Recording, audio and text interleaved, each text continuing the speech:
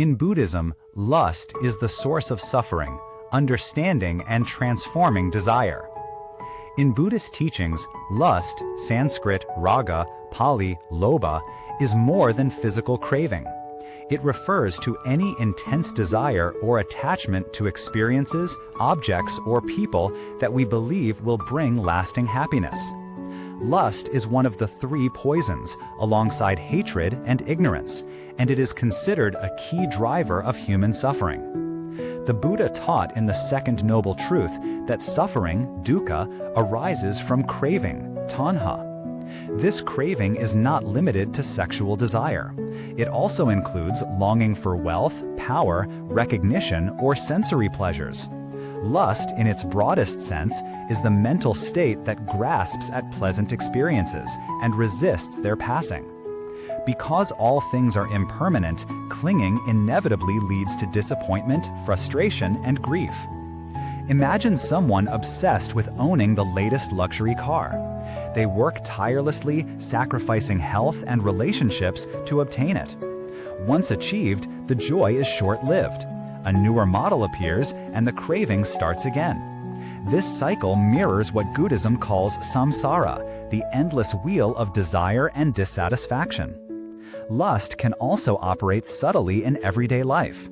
A person deeply attached to praise may feel happy when complimented, but deeply hurt when criticized. This dependency on external approval traps them in emotional highs and lows, much like a boat tossed by waves. The Buddha compared lust to drinking salty water. It might temporarily quench thirst, but ultimately it increases it. The pleasure from fulfilling desire is fleeting, and the mind soon seeks more. This endless pursuit prevents inner peace. However, Buddhism does not teach suppression through force or self-denial alone. The aim is transformation, not repression. The Buddha's method begins with mindfulness, observing desire as it arises without judgment, noting its sensations in the body and mind. When we see lust's nature clearly, its power over us begins to weaken. For example, consider a person who loves sweet desserts. Without mindfulness, they might overindulge, harming their health. With mindfulness, they can still enjoy the dessert but stop when satisfied. Here, desire is not eliminated, but guided with wisdom, avoiding harm and maintaining balance. Three key practices help transform lust into wisdom. Ethical conduct, sila, following moral precepts prevents harmful actions born from uncontrolled desire. Meditation, samadhi, concentration stabilizes the mind, making it less reactive to impulses.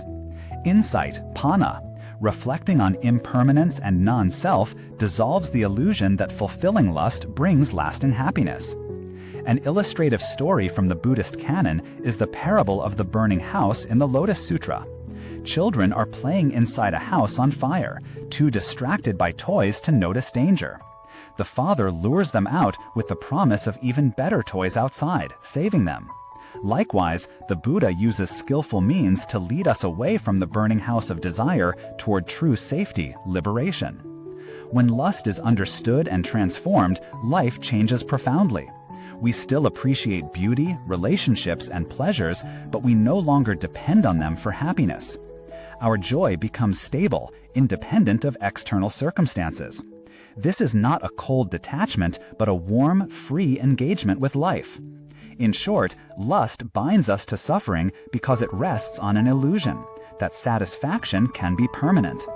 By recognizing its nature, practicing mindfulness, and cultivating wisdom, we loosen its grip. Then, instead of being consumed by desire's fire, we harness its energy to light the path toward freedom. Freedom from the domination of lust is not the absence of joy, it is the discovery of a joy that no craving can take away.